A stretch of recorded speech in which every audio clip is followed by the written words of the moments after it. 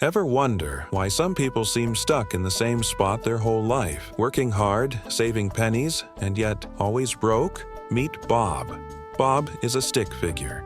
He works 9 to 5, drinks average coffee, wears average pants, and checks his bank account 27 times a week, only to realize the number hasn't changed. Sometimes it's even lower. Why? Let's follow Bob and find out why most people stay poor, and how to escape it. Bob wakes up. He brushes his imaginary stick teeth and heads off to work. Bob has a job, a decent one. But every month feels like a game of financial musical chairs, except when the music stops, he's always the one without a seat or savings. The moment Bob gets paid, the money disappears. Rent, bills, groceries, streaming subscriptions he forgot to cancel 2 years ago. Poof, gone. Bob thinks, maybe I just need to work harder. That's the first trap. Thinking hard work alone makes you rich. It's like trying to dig to China with a spoon. Technically possible, but good luck. Bob lives in the just enough zone. He earns just enough to get by, spends just enough to feel okay, saves just enough to feel responsible, but not enough to build anything real. He dreams of buying a house, starting a business, taking a vacation that doesn't involve a relative's couch. But those dreams, they're always pushed to someday.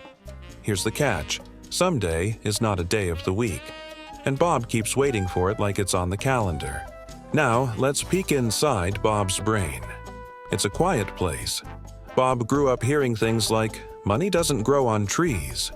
Rich people are greedy. Better safe than sorry. So now, Bob believes money is something to fear, not to understand.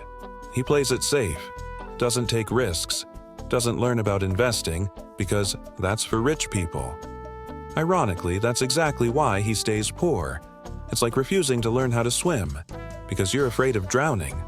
But guess what? The water's rising. Bob also has a neighbor. Let's call him Dave. Dave just bought a new car. Shiny, fast, smells like wealth. Now Bob's thinking, maybe I need a new car too. That's lifestyle inflation. When your income goes up, your expenses chase it like a golden retriever with a credit card. Bob forgets that Dave might be knee-deep in debt. But hey, at least Dave's broke. In style. Bob buys the car. Now he's broke and anxious.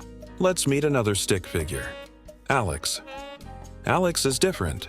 Alex still drives a 10-year-old car, still makes coffee at home, but Alex has something Bob doesn't, a plan. Alex learned that money is a tool, not a trophy. So while Bob spends to impress, Alex invests to progress. Alex reads books about money, listens to podcasts, watched a video once called Why Most People Stay Poor. Weird coincidence.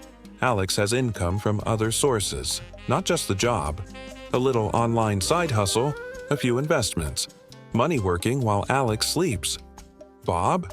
Bob dreams about money while money runs away in his sleep. One day, Bob hits a wall.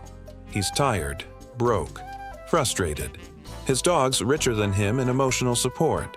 So he does something radical. He Googles, how to escape being broke. He finds out it's not magic. It's not even about being a genius. It's about spending less than you earn, investing the difference, learning constantly, building income streams, and being okay with delayed gratification. Yes, Bob, delayed, not never. It's not sexy advice, it's not fast, but it works. Fast forward 2 years. Bob doesn't drive a Lamborghini, but he has savings, an emergency fund, some investments growing quietly like a cactus on a windowsill. He doesn't panic when bills come. He actually smiles when he opens his bank app.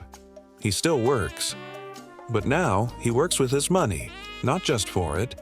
He even started his own side hustle, Stick Snacks trademark, low-calorie, invisible treats for stick figures. It's not real, but you get the idea. Here's the truth. Most people stay poor not because they're lazy or unlucky, but because they never learn the rules of money. If you follow Bob's old path, you'll stay stuck. But if you learn like Alex and take action like new Bob, your bank account and your life can start to change. So next time you get paid, don't just spend it. Tell your money where to go before it disappears like your childhood Tamagotchi. If Bob can do it, so can you. Unless you're a stick figure. In which case, you're probably drawing a better life than most of us anyway. The end. Or maybe, the beginning. Want to keep learning how to escape the money trap? Stick around. Pun totally intended.